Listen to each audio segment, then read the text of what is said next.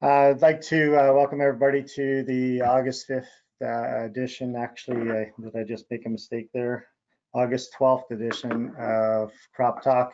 And we're having a little bit of computer issues this morning. And because of that, you didn't hear Lori at the start. So if you have questions during the webinar, just type them in the question panel and we'll try to get to them as we go through.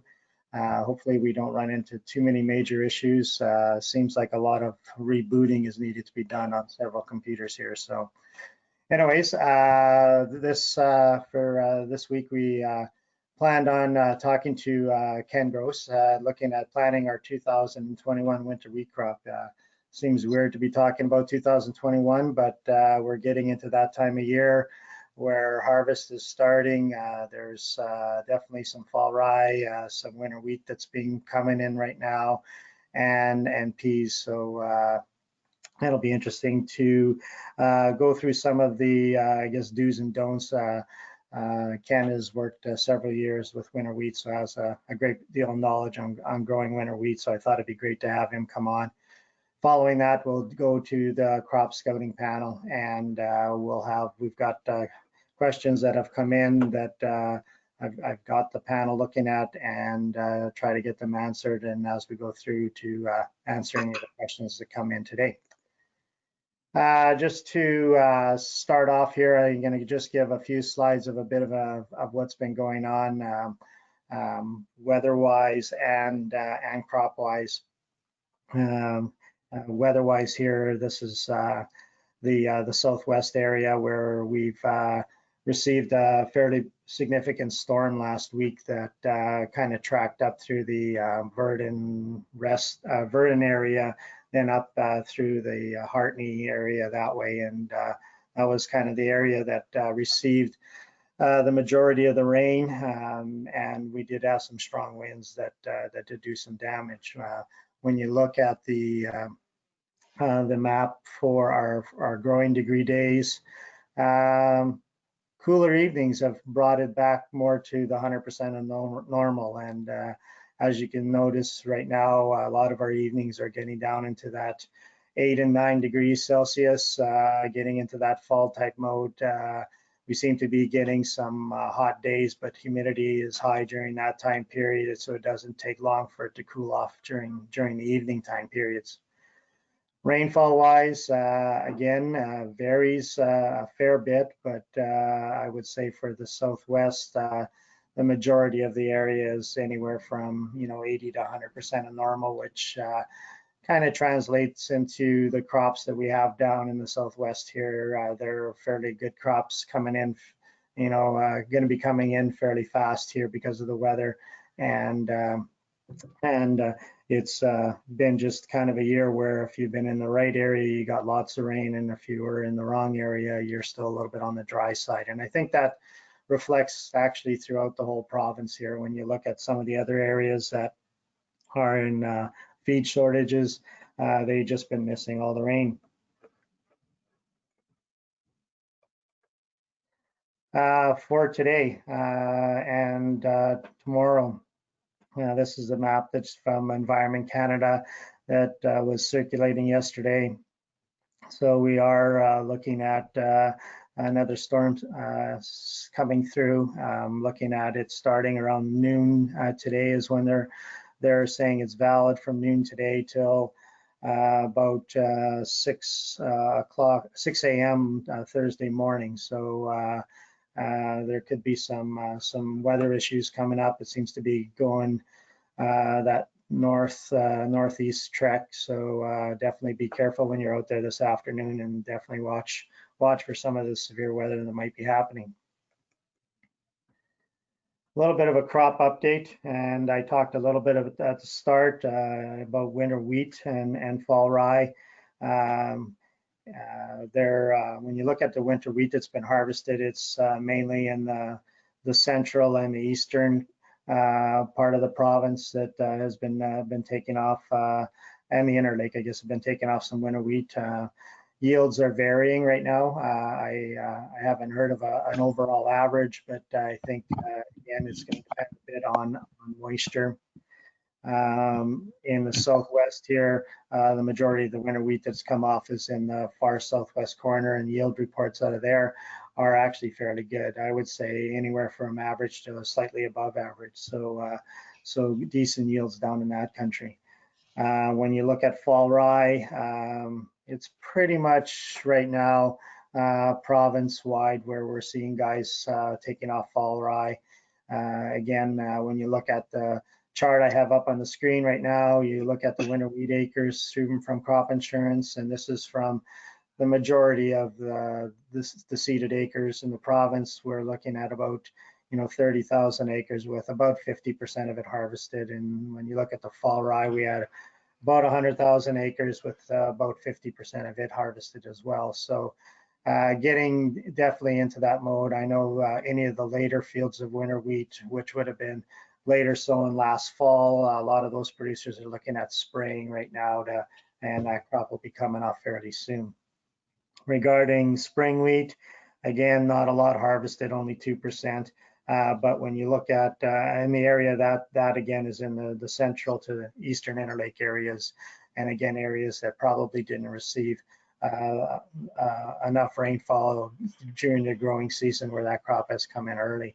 Haven't heard of any yields, but I do I've been talking to quite a few people that are starting to desiccate winter wheat this week here, and probably by the weekend there'll be a lot more happening. So we're not too far. We're probably 10 days, 14 days before guys will be in the fields, pretty general on a lot of the wheat crops here. So that harvest is only about a week away. Barley, again, very similar. About 3% of the acres harvested, and again, lots of those acres are starting to come in fairly fast, and we'll be into some barley harvest here fairly soon. Oats, very few reports of oats being harvested yet, and I think that's probably got a lot to do with a lot of producers not desiccating, and this is going to take a little bit more time, but the oats crop is definitely starting to come in and turn, but right now very few or to no reports of anyone doing any harvesting. Field peas, again, they're being done right now. We're starting to be harvesting right now. A lot of producers are spraying if they haven't sprayed already, and the big thing there is just trying to get them dried down enough right now so guys can get in the field to harvest.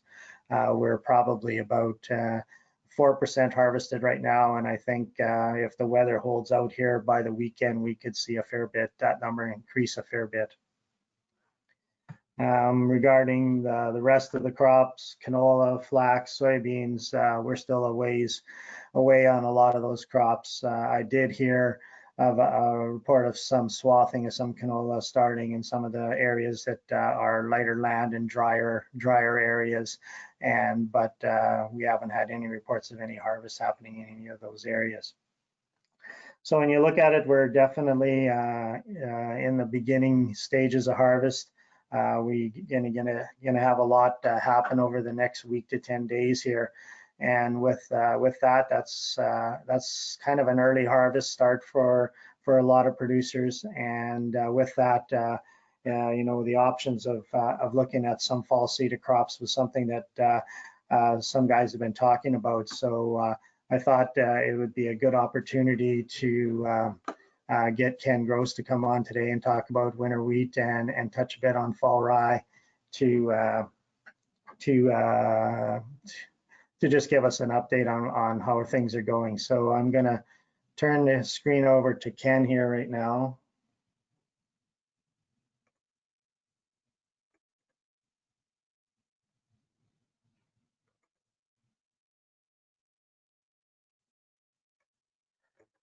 And Lori, I'm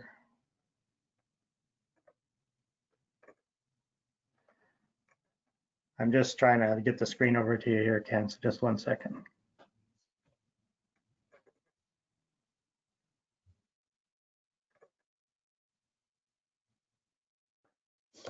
I'm a rookie at this, so just give me 1 second. It's amazing how you depend on people. Lori, are you there?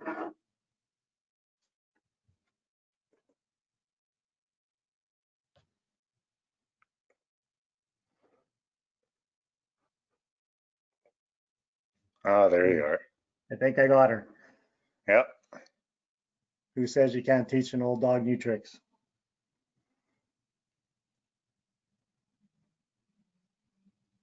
All right. If you Try want to and, make it just full screen there, Ken.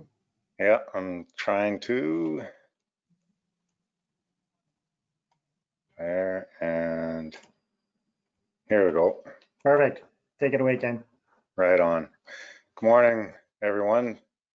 Uh, it's been working with winter wheat in particular since I did my master's 30 years ago, and we're doing some really interesting producer demos in the last couple of years, and really happy with the yields. Even though last year was dry, we had some good yields, and this year I'm really excited to see what we're going to see. And then when I was doing this presentation, I kind of looked at some of the Manitoba crop insurance data for yields, and it was really disappointing to see the yields that producers are getting. And so I talked to some of my contractors and staff, and there's really this yield ceiling that seems to be holding producers back from the potential of the crop. When I talked to the plant breeder out in Lethbridge, Rob Graff, these varieties all have 100 bushel plus potential. And last year in Manitoba, I think we averaged 58 provincially, even though my producers were getting about 80 on average. So I thought, let's focus on the things we can do to break through this yield ceiling here. And really what that comes down to is it's the basics, but we've been working with the diversification centers and producers, trying different agronomy practices. And I think we've got a pretty good idea now of what we can do. And so even though a lot of these topics seem pretty basic, there are some exciting developments. There's some really interesting new varieties coming out. Seeding rate seems pretty basic, but it's really important and has implications on fusarium. Fertility is a key to driving through this yield ceiling that we're seeing. Seed date, there's been some changes that we've noted from some of the research out there that shows we can maybe take a little more risk than we thought initially we could as far as late seeding goes. Seed depth is really basic, but some years it makes all the difference in the world. And a lot of these practices I have data on with winter wheat, but they for the most part, Fall Rye follows the same principles, except for seeding rate, and I'll get into that. So let's get right into variety selection. If you're going for yield, Wildfire seems to be the one that has the most potential now. I just took this photo from Stamp Seeds out in Lethbridge area. They irrigate, and there's the swath beside the truck there. This was yesterday, and it's pretty impressive. And I'm excited. They've indicated they've had yields of 140 bushels an acre. We're finally seeing it out here on the field scale. So those crops will be coming off this week, and I'm really interested to see what they'll do out in the field here in Manitoba. But it is a very high yielder. It's got very good winter hardiness, which is a nice combination, especially for north of Trans-Canada, if you farm north of that. The downfall to this one is rust resistance is only rated as fair. That might scare away a few guys. I don't see it as a concern. Our producers are having no issues with it. They generally tend to apply their fungicides twice, and so it's not really much of a concern there, and it's available from CCAN. Here's the standard in Manitoba right now is Emerson. Producers grow it because they like the fact that it's the only variety that really is resistant to fusarium. It does have a pretty good disease package, and it's available from Cantera Seeds. If you're growing in the Red River Valley or south around Killarney, straw might be your issue, so you might be looking at a shorter plant. Gateway has been my favorite up until now with Wildfire, which I'm interested in, but it's been the best yielder when managed well. You can see from this photo how it's quite a bit shorter than the adjacent winter wheat varieties, and it has a nice disease package. It's available through Seed Depot. And finally, there's another one coming down the pipe here, Gold Rush. It's the gold standard for protein. It's got the highest protein of any variety, including Radiant, which we never grew in Manitoba, but that was the highest protein. It seems to get about 0.5% higher than Radiant, so hitting the 11% plus 12. I saw this go 14 last year in producer fields. So this is the first year we've really seen it grown on any scale here in Manitoba. So it's has good yield potential. I don't want to say too much more until I see it a little bit more performance-wise, but it looks like a nice variety, and it's available from FP Genetics. Seeding rate, here's a picture says 1,000 words, and here you can see what the difference in the stand between something that was seeded at a low rate on the left and the higher rate on the right, and it's pretty obvious which one's going to be more competitive. I was really debating on whether to throw this slide in there, but I guess you have to admit that sometimes you have horrible years, and this was a study where we got results when the worst fusarium year that I've ever seen in 30 plus years. It was just horrendous. Nothing else came close to it, but there are things that you can do other than choose a variety that's resistant to fusarium. There are some agronomic practices that if you follow, you can reduce fusarium in the field. And that's what I want to concentrate on. Even though these are horrible numbers for VOMI, you can see on the scale here, percent of vomitoxin. And these bars indicate different practices that were used across the diversification trials that we used that year at 4 different sites. This is in blue is the low seeding rate with no seed treatment, and that was the worst for VOMI. Let's see if I can do this here, pointer options. There. This one over here was the low seeding rate, and there's a slight improvement when you used a seed treatment.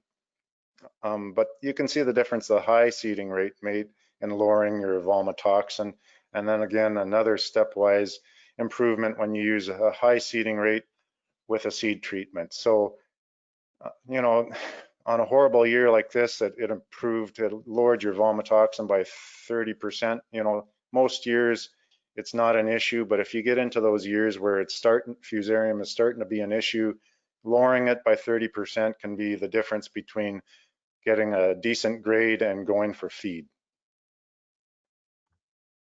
So what does a seeding rate actually mean? Well, for Emerson, it's a small seed. It's got 1,000 kernel weight around 31. This can vary by year, but it's usually around 31. There's the formula for figuring out what your seeding rate should be. We have all this information on growwinterwheat.ca, our website. And what I really like to target is about 30 plants per square foot. You generally with wheat, it shows on average, if you get about 23 plants per square foot, that's a nice stand, but I find 30 plants per square foot is a better practice. You end up with a more competitive stand. You end up lowering your fusarium. You end up with sometimes a higher yield too. So it's just a nicer stand. And for that, you should be seeding right around the 2 bushel an acre, about 118 pounds an acre. And I think most producers are doing that.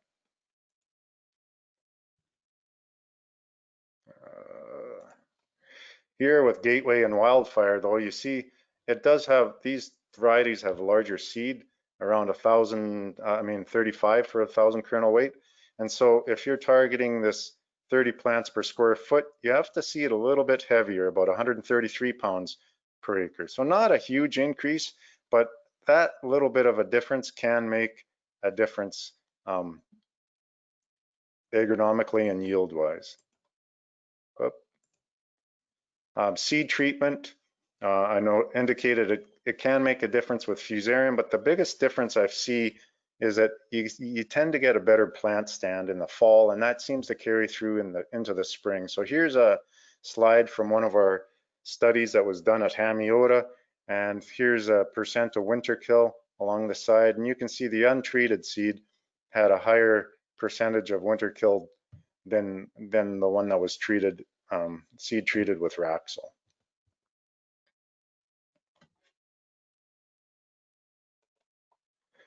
Here's where we get the yield ceiling, and this is again off of that diversification center study that we did a number of years ago, over 2 years. And this is the yield ceiling that I'm talking about. This 65, 70, 75. We seem to be stuck in here and can't seem to push past it. So on this slide, we're looking at grain yield on this side going higher, and then different rates of nitrogen increasing as we go from left to right. And we do see improvements in yield as we go along the scale here, but not as much as we'd like to see. And I'm starting to see that more and more. There's more to increasing your yield than just adding more nitrogen. And I'm starting to see the light myself. And these two are the outliers where you're seeing really nice yields and really good responses to nitrogen along at this site. And the two things that these two sites had in common was that we had some rain in the spring. And winter wheat really responds well when we get those spring rains. And it just seems in the last few years, a complicating factor has been that we've been dry, fairly dry, not getting much for rain until the end of June and into July. And that was the case again this year. So we've done two things to punch through that ceiling. The first thing was to use more of a balanced fertility approach. So this is on the left, a picture of wildfire, and you can see it's looking it has a red tinge to it, which is why it's called wildfire. And this is more of a conventionally fertilized practice. You know, you put some pea down in the fall with the seed and then put your nitrogen on first thing in the spring.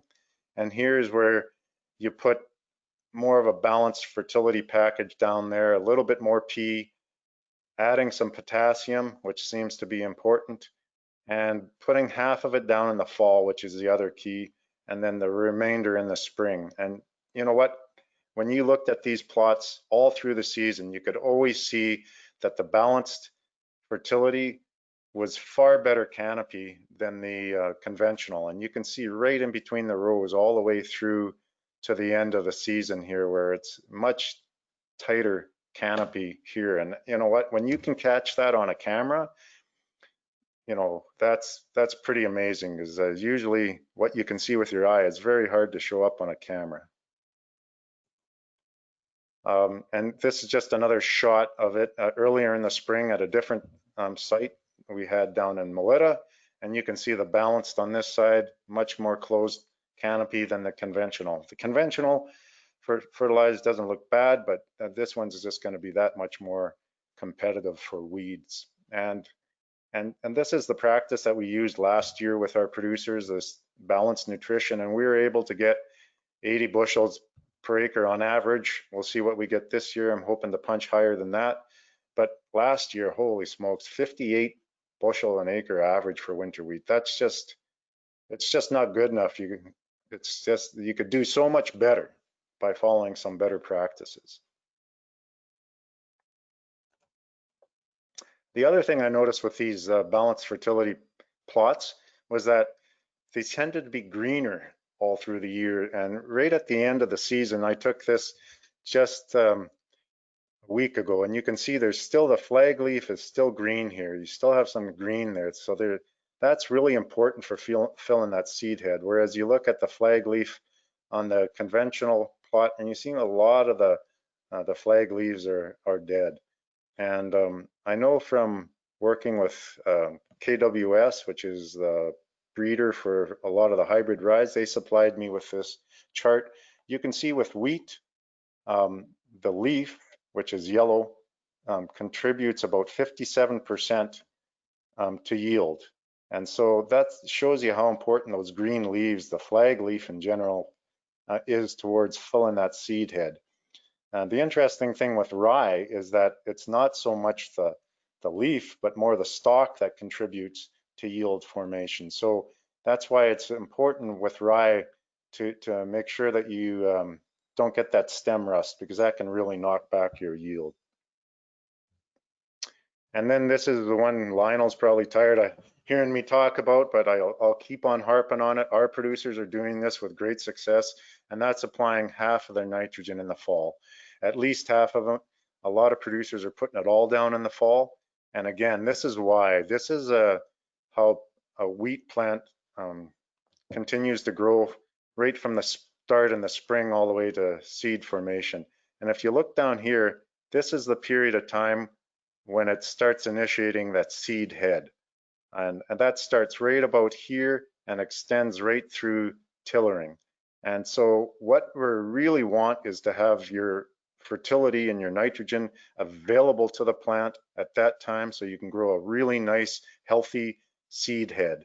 And if it's not available during this period of time, then the fertility, the nutrition isn't there, and you get a smaller seed head. And I've seen that happen in producer fields.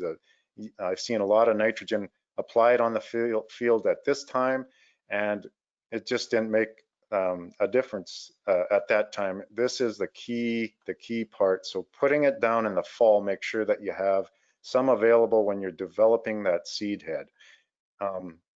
What happens in Manitoba is that we get very dry springs. So even if you applied your nitrogen at this time, it's just sitting on top until you get a rain. And if you get a rain towards this time, you know, that nitrogen was not available to the roots, didn't work its way down to the soil.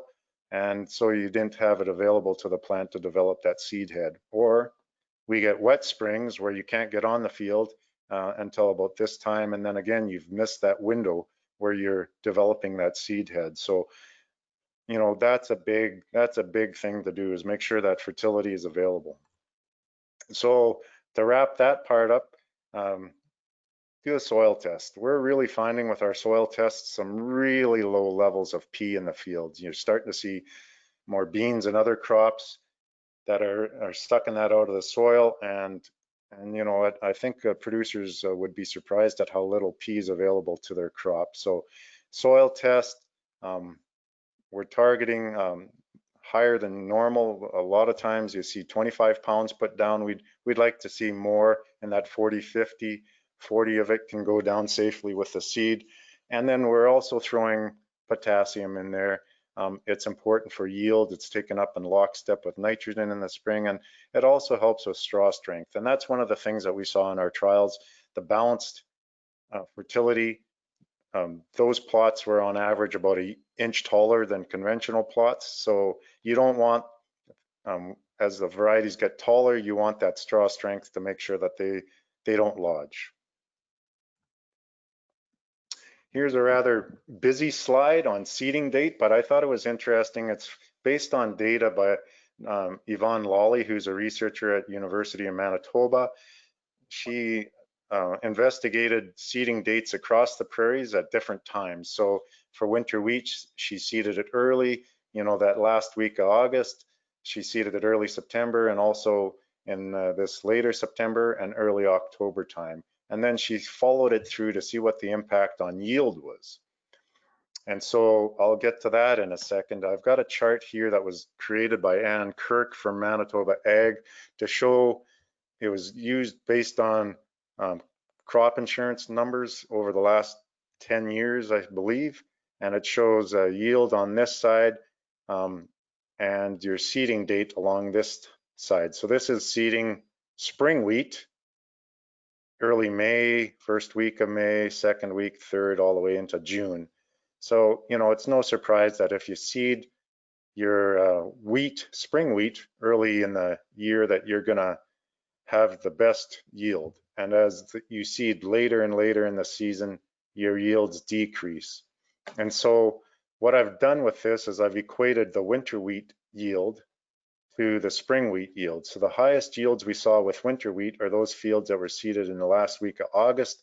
That equates with early May seeding of spring wheat. This 80% yield happens September 25th, and that's the same as seeding spring wheat in the third week of May. So my point with this is that producers are not at the least bit worried about seeding spring wheat the third week of May.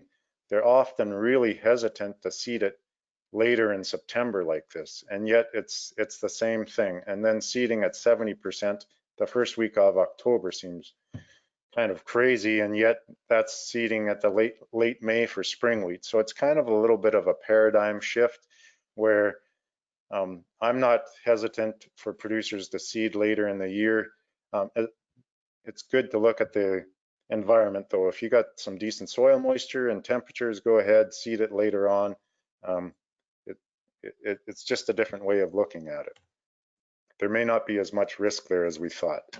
Seeding depth, this was the difference between success and failure in 2017, 2018. These plants here were taken actually from the same field. This is seeded at 1 inch, and you can see how vigorous the growth was in the spring with these. These were seeded at 2 inches, and you can see how these plants look a little bit weak. Not going to be as competitive. This probably won't yield as well either. So with the equipment that's available now, it's pretty easy to control that seeding depth pretty well, especially if you slow down. That's the key. We get some harder soils in the fall. Just slow down to your canola speeds and you'll be fine. I'll end up here with hybrid rye. It is higher yielding than conventional rye, shorter, and it has better falling number. And I got involved with this a number of years ago, did some research, and this is the first bit of research that I saw on it, was this co-op trial in Brandon, and it shows the older variety, hybrid rye, as Bracetto versus the conventional Hazlitt. And you can see that the hybrid was much higher yielding. It had about 4 inches shorter, and it had a much better falling number. And these traits continue with the varieties that are available now. Here's a shot from one of our producer fields there. You could see Bracetto right beside Hazlitt, and it was quite a bit shorter variety. So as far as managing your ryes, it's very similar to winter wheat. You still want to seed into stubble. That that traps that extra inch or two of snow that can make all the difference in the world. You still want to seed it shallow, maybe a little touch deeper than winter wheat because it's more vigorous, but still keep it fairly shallow. The biggest difference is the seeding rate. I target 30 plants per square foot. With winter wheat, because it's a more vigorous plant, you don't need as many for fall rye. But you do have to keep this in mind that it's not a low input crop like your normal or conventional varieties. You still have to provide the fertility for it. Here's something interesting I found with fall rye in the last few years. It's got very vigorous early growth in the spring, much more than even winter wheat. Winter wheat tends to start 3 weeks before spring wheat. Here's a picture of a winter wheat field right beside a hybrid rye. In the spring, you can see how much more vigorous that spring growth of fall rye is, much more competitive. That's a great asset. But it's not always an asset. And here's some anecdotal data. So take it for what it's worth, but there's a producer I've been working with for a number of years out east. I don't see this in the west in Manitoba, but it seems to warm up a little bit earlier in the spring in the eastern Manitoba. This is a low spot, believe it or not very low, but it does seem to hold some water early in the spring, and that's very, very cold. And because the rye is that much more vigorous, it tends to start growing earlier, and it just can't grow through that cold water, and it tends to drown out in these areas and die. Whereas winter wheat doesn't seem to have the same issue. It's still dormant, and it handles that water. The water dissipates, and then the winter wheat comes up all right. So he's starting to grow more winter wheat just because of that. This is a slide courtesy of one of my staff members. He has worked with fall rye a little bit more than I have, so thank you to Alex. Big ones, the big varieties now are Trebbiano, Danello, and Bono. Is still the gold standard for yield. I've got this rate off from FB Genetics. It shows that, from their literature, 136% yield over or a 36% yield advantage over Bono, versus Trebbiano is the new one. It's got a not quite the same yield advantage, still almost 30%, but where it makes the difference over Bono is it's got a better numbers for ergot. And then Hazlitt is still the go-to with your conventional ryes if you're looking for a low input, high yielding variety. So if you want to put it all together, you want a seed heavy for winter wheat. Always use a seed treatment, especially if you're seeding into tougher conditions a little bit later. Seed shallow, use that balanced fertility package, including a little bit more P than normal and adding K. You can put down half of your N in the fall. That's important. P and K is pretty much only a chance to do that is in the fall. And here's something that our cooperators are finding is that P&H has a really good contracts available for winter wheat. They've been able to get right around that $7 a bushel on a contract with P&H, and you know, when you're getting 80 bushels an acre at $7 a bushel, that does bring in a nice smile. And if you need one more reason to grow winter wheat, DU has brought back their incentive program where we pay you to grow winter wheat if you haven't grown it for a little while. We've partnered with Western Ag. They're the ones that have provided all the balanced nutrition advice to our producers and diversification centers, and so they'll provide that for you if you're on this program. FarmLink we've partnered to. They're the market solutions experts, so they'll help you market your crop also.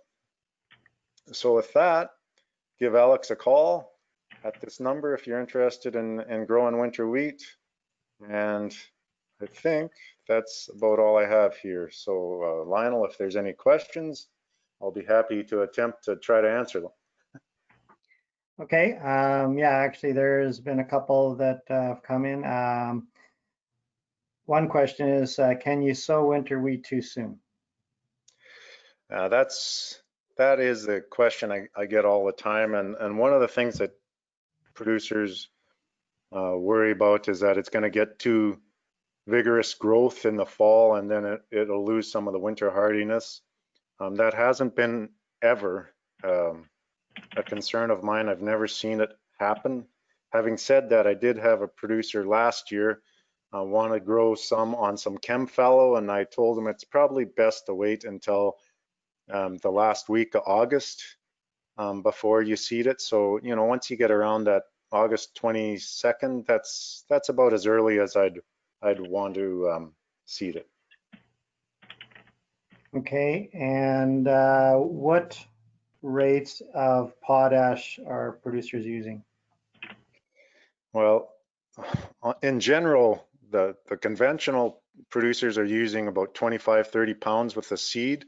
And I know I was looking at some of the Western Ag recommendations on some of our trials and producers, and they were targeting closer to 50 pounds and seeing some good results with that. But I really, it's really best to get a soil test to make sure that you know what you do have available. Okay, and one last question is regarding fungicide. Should you use it more for leaf disease or for fusarium? Well, I think for both. We've really seen good yield results, even in dry years. Bayer was a very good partner for a number of years, and they showed that even in a dry year, spraying with the fungicide produced about a 4% yield bump. So yeah, I suggest it both at early when you're tillering and at fusarium time. And if nothing else, it keeps that flag leaf green, and that really is important for filling that seed head. I know I used to think once was enough, and why bother spraying if you don't see the disease, but I've checked fields where it looked great, really clean, and then you come back 5 days later and things change pretty quickly. So it's pretty cheap insurance to maximize your yields. Okay, great. Well, thanks, Ken, for coming on and sharing with us some good advice on growing winter wheat. And you're going to hang on, so a couple more questions come in. I'll fit them in before the end of the webinar, and we'll get to the producer or our panel, our scouting panel. And again, there's the address, our email addresses of myself and Lori. And people are using them, so if you have questions, definitely use them to get them on here. First question is going to go to Dave Kaminsky, and was in the field with the producer, and he had rust showing up in his oats. And one of the questions was what kind of rust is this? It was both on the leaf and the stems, and will it affect his other cereal crop? Thanks, Lionel. That crown rust on oats is a leaf rust, but it will also produce some symptoms on the stem. There is a stem rust on oats, but it's not as common in our area. And I've seen a little bit of crown rust on oats on a susceptible variety, Surus, close to the Boyne River where the alternate host lives. So infection can get there early. Both of these rusts are specific to oats. They do not affect other cereals such as wheat, barley, winter wheat, fall rye. They're only on oats. And Lionel, were there any other specifics to that question? Well, I guess he was wondering if it would go on his other cereal crops, and I guess just a sidebar of my own. Then, have you been seeing or have you heard of any rust showing up in, say, the spring wheat crop yet? Absolutely none. I think that we follow rust trajectories, that is spores blowing up from the south, and there hasn't been anything significant in the other cereals, especially wheat. Stripe rust has made an appearance in places that are unexpected in Alberta and Saskatchewan, but we've had no reports of it from Manitoba.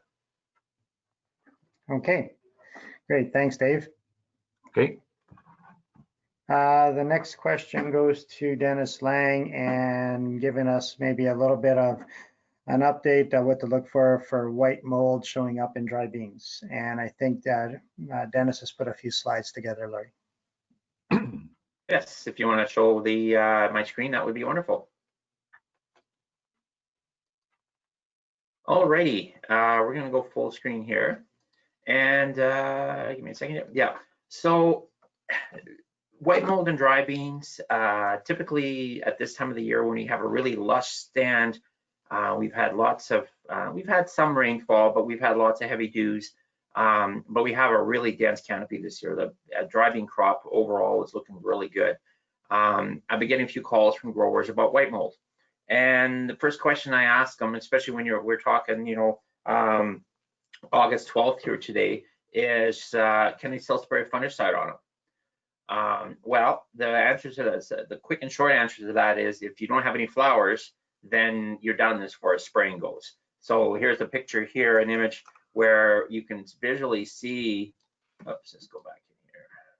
There we go. You can see a few plants starting to die off in here in the canopy here, but visually you have no flowers left. So the idea behind spraying a fungicide now, you're not getting any residual effects, you're not getting any kickback. So really you're done as far as spraying goes. In the canopy itself, when you start digging in, here's an infected plant here of a white mold plant that's been in the crop. It's been affected for a while. It's cutting off the nutrients. If you look a little bit closer into the canopy and too far here. This is what you'll see on some of the pods. And this pod here is pretty much done. And there's going to be a little bit of that in the crop when you have a lush crop like this. But at this stage of the game, trying to do something for it is just basically wasting your money.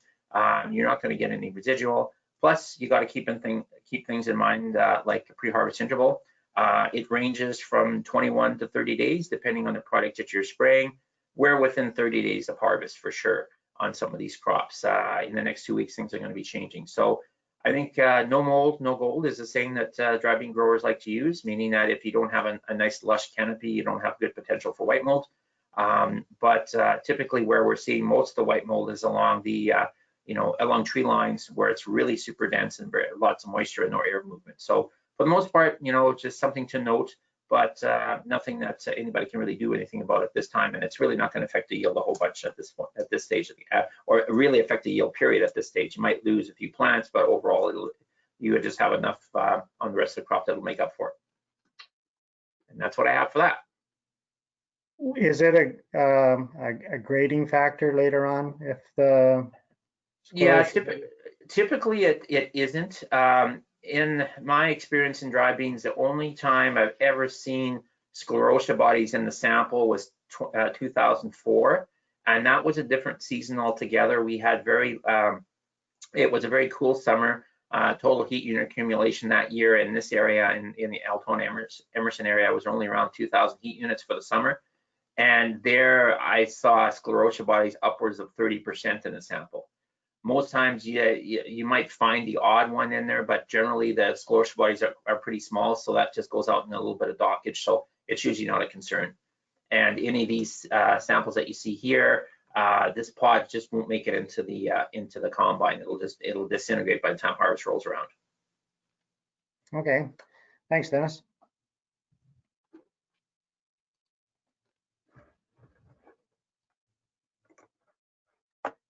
Hey, next question now. This is going to go to you again, Dennis. I was talking to you about this last night. How wet is too wet to put peas on aeration?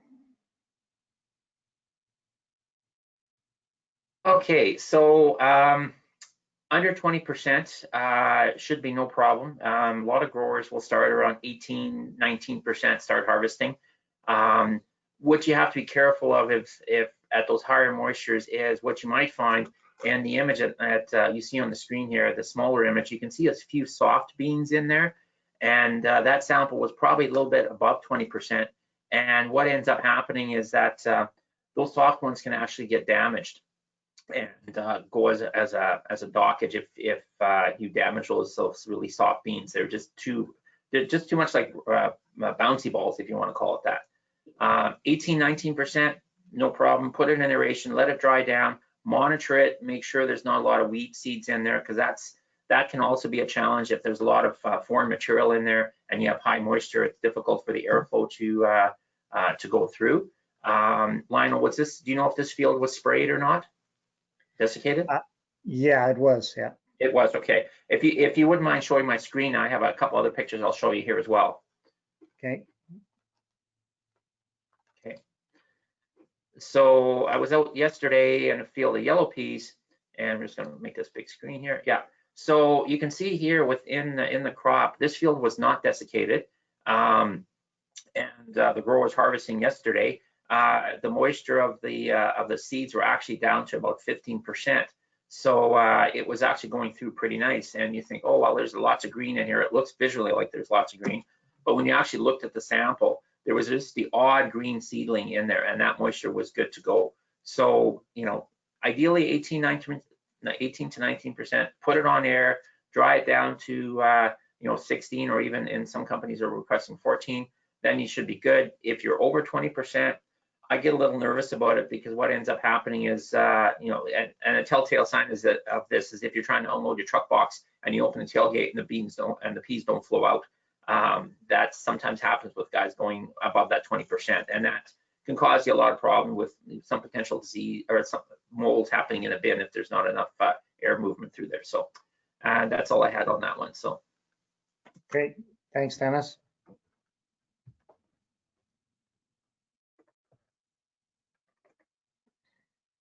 This one is going to go to Dave Kaminsky, and a lot of producers are out there looking at canola, checking it more closely right now, especially for getting ready for harvest or pre-harvest. And I thought it would be maybe a good idea to talk a little bit about IDing club root in canola.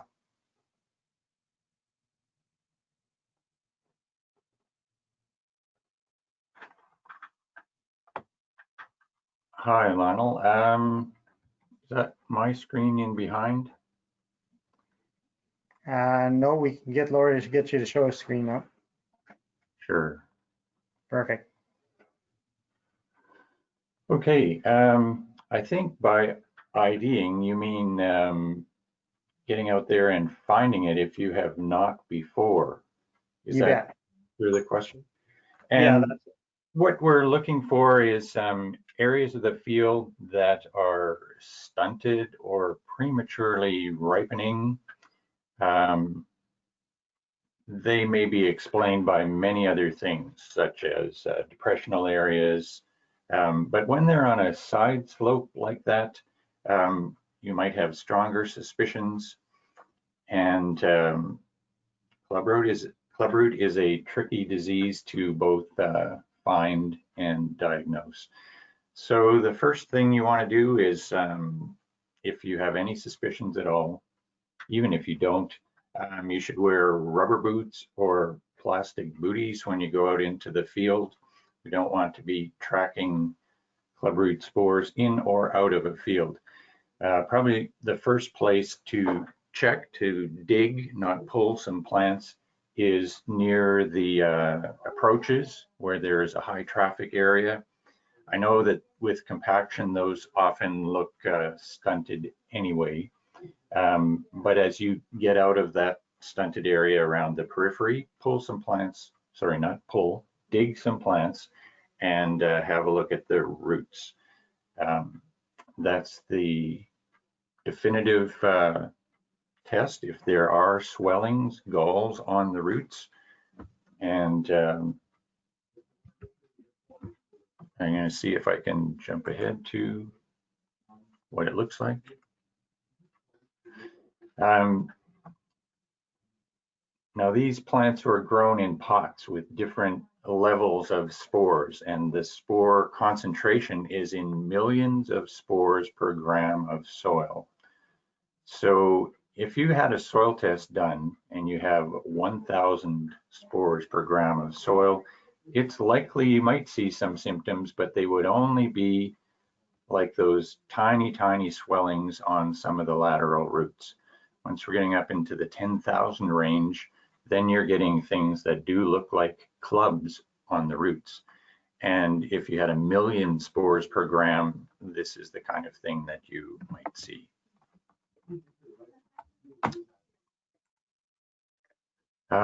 There is the not quite current map of the distribution in Manitoba of clubroot already.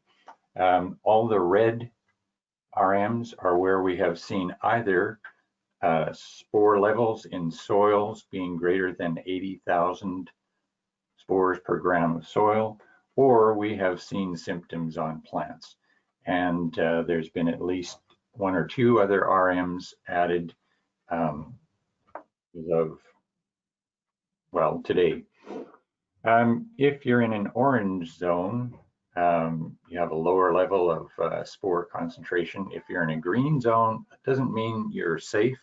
It just means that all the soil tests from those RMs so far have been at lower levels.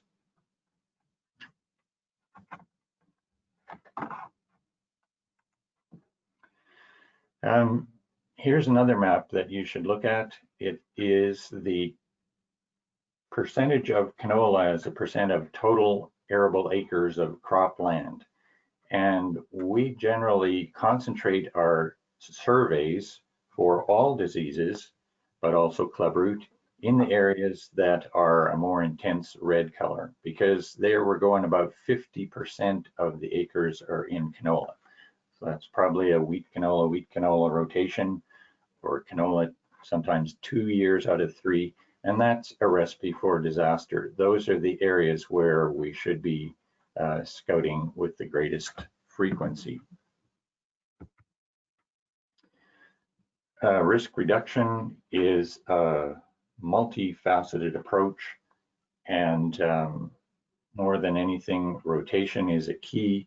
We have to have at least a 2 to 3 year break between canola crops. We have to be scouting our plants, scouting our fields, and looking for those areas of the field where there are unusual things going on, inspecting the roots. There are a number of host weeds that can actually carry the disease or keep it in the field from year to year. That's anything in the mustard or brassica family. We have clubroot resistant varieties now, and they range from first generation resistance to second generation resistance. The key thing is reducing soil movement between fields. This picture shows you both left and right galls that were in fields rather than in pots. And the one on the left shows some clubroot galls that are still intact and others that are beginning to break down. That's when they're releasing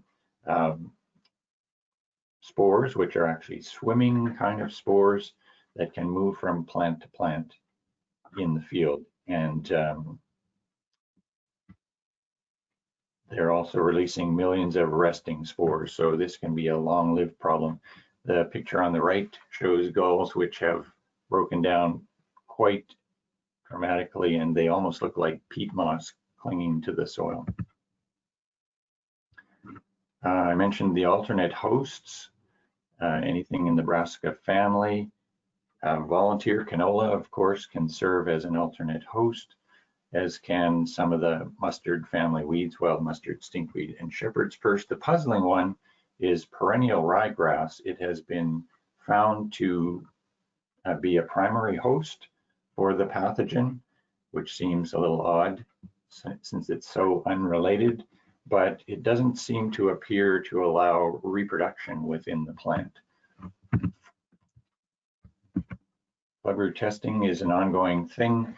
We use PSI lab in Winnipeg, and producers who are members of MCGA can, I think, still get samples tested gratis. And we maintain full confidentiality when finding clubroot spores or incidents. Here's an example of what a test report might look like, and explaining to you, the grower, what that level of spores in the soil might mean to your crop, whether or not you might see symptoms. I mentioned sanitation going into fields, wearing rubber boots or booties, and cleaning your footwear and any tools you've used with a bleach solution. Here's a quick and dirty. If you're using standard Clorox bleach, the mixing ratio is 2 to 1. That is 2 parts water to 1 part bleach. And that will give you a solution which, if you really soak your equipment, you've knocked off all the soil. You soak them and let them dry. The next time you go into a field, you won't be tracking spores around.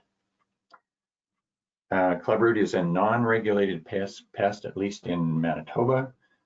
We aren't going to come down hard on you. We are in the early stages of clubroot spread across Manitoba, and we want to keep a handle on what we can do to prevent it becoming more of a concern as it has in other provinces. This presentation was really Dane Frase's. He's on the road today and didn't think he could dial in, so I thank him for those slides. And I hope that's not too much, Lionel. No, that's good. Thanks, David. Can get the screen back, Lori. Should also mention that I saw a field from the road that I thought was suspicious, so we contacted the grower and went to his field. I surveyed it just the day before yesterday and found that, as he suspected, that all of the patches in the field where there was stunting were due to depressional areas in the field and or salinity, not clubroot. So that was good. There was a tiny bit of sclerotinia in the field, which, as Dennis said, you get a little bit of white mold, and that means you've had enough moisture to grow a decent crop. I'll let it go, Lionel. Good. Okay, thanks, David. The next one is for John Gavlosky. These pictures were sent in to Lori, and I got them off to John to help us in IDing what's going on or what bugs these are. Okay, so I'll start at the top, the upper left, and the insect in the upper left corner, that's called a damsel bug. Damsel bugs are predators, so if you have a lot of these in the field, that's good. You want these. They're somewhat generalists in what they feed on. They prefer things like aphids, small caterpillars, basically anything their size or smaller. And they've got a beak for a mouth part, so what they do is they put their beak into their prey, and they inject a bit of venom, which eventually immobilizes the prey, and then they suck the juice out. The venom wouldn't hurt a person. It will immobilize insects, but if they stabbed you with their beak, it wouldn't do a thing. So they're a good guy. You want those. Moving down, the middle picture on the left, that's a midge fly, and there's lots of different species of midge flies. Larvae are aquatic. They're probably showing up because there's water nearby somewhere, but they're not pests. So when I say midge, it's not wheat midge, it's not sunflower midge, it's not any of the pest ones. It's just one of the many other midge species that are out there, but this is not a pest one. The lower left corner, I would need more context to know exactly what this is, what crop it's from, and any behaviors noted. It's hard for me to see the number of prolegs on this. It looks like it's probably a looper. I'm going to guess it was probably alfalfa, and it could be alfalfa looper, but in order to know that for sure, I would have to be able to see the underside and see the prolegs, and also to know what the host plant is for that one. On the upper right, it looks like that's a fly clinging to the tip of a canola pod. And when you see that, when you see an insect like that dead at the top of a canola pod, it means there's a fungal infection in the insect. There's a big group of fungal infections that their hosts prefer to die up at the top of the plant. It helps the fungal spores spread later on once the cuticle of the insect ruptures. So that's a fungal infected fly. We see a similar phenomenon with grasshoppers when they get infected with a type of fungus as well. The middle picture is a tricky one. The middle one on the right, hard to say if those are pupal clusters of some Hymenoptera wasp or eggs. I can't see enough detail to really do a confident idea on that one.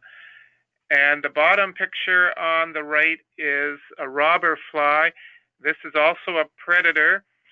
So robber flies are a big group of flies. There's over 200 species in Canada, and they will often catch prey as they're flying and feed on it.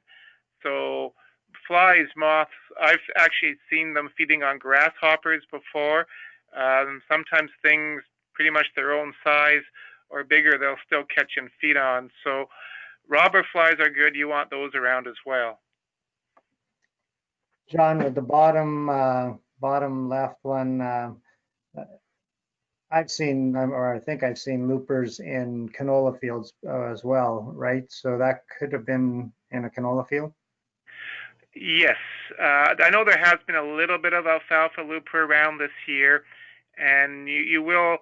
They're an insect that blows in. We don't always see them, and often when we do, it seems to be later when people start taking note of them. So the timing would be right, and that's certainly a possibility. Okay. Well, don't go too far because I got another question for you here. What's causing the damage to the canola pods? Without seeing an insect, it's hard to know for sure. So it's hard to give a definite answer. But odds are it's likely grasshopper in this case.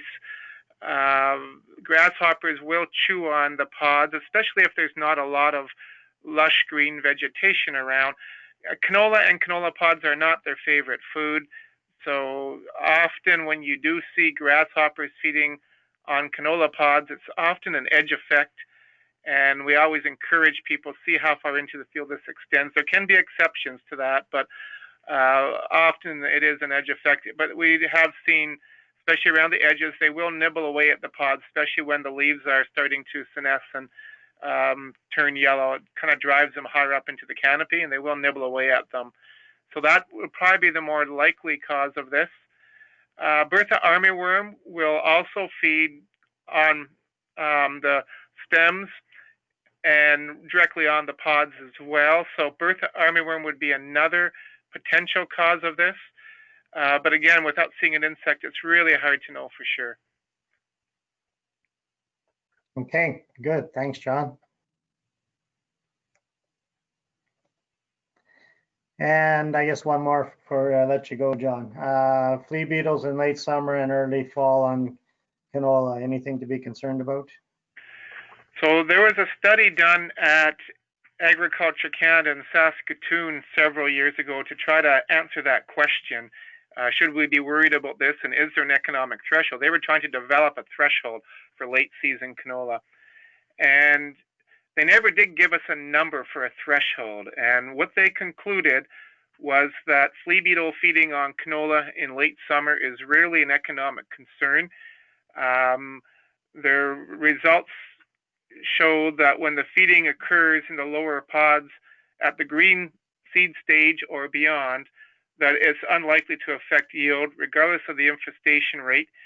And even earlier on, when the seeds are translucent to green, in their conclusions, they stated that numbers higher than 100 flea beetles per plant, and for some cultivars, higher than 350 flea beetles per plant would be necessary to cause significant yield loss. They were literally dumping hundreds of flea beetles per plant into their cages, and they were having trouble getting economic yield loss. So the bottom line is they can be very visible and noticeable, but not likely to be an economical thing. So we really don't encourage people to be out spraying for flea beetles in August on their canola. Okay, thanks, John. That brings a wrap to the questions for today. Again, just want to remind everybody about our seasonal crop reports. A lot of times you'll get a lot of information regarding the questions we talk about in a lot of these reports. Also, there's the Manitoba Hay Listing Service is up and running. So if you've got hay for sale or if you're looking for hay, definitely take a look at that. And there's the link to that on our website as well. Regarding the extension specialists in Manitoba here's their contact information. So again, if you've got questions or if you got questions you want to get onto CropTalk, forward it to these guys and they'll either help you out or get them to the CropTalk. And that'll end it for today. Thanks for joining. Next week will be the August 19th. And maybe just one question before I leave. Lori, were we able to record this webinar? I won't be sure until we're done. Hopefully we are, and we'll get that out. If not, I will talk to the presenters and see if they can share their presentations and try to share that. Great, okay, good. So just in case you don't get the email that it was for the recording, we'll be working on it. So sorry about the computer problems, and see you all next week. Thanks.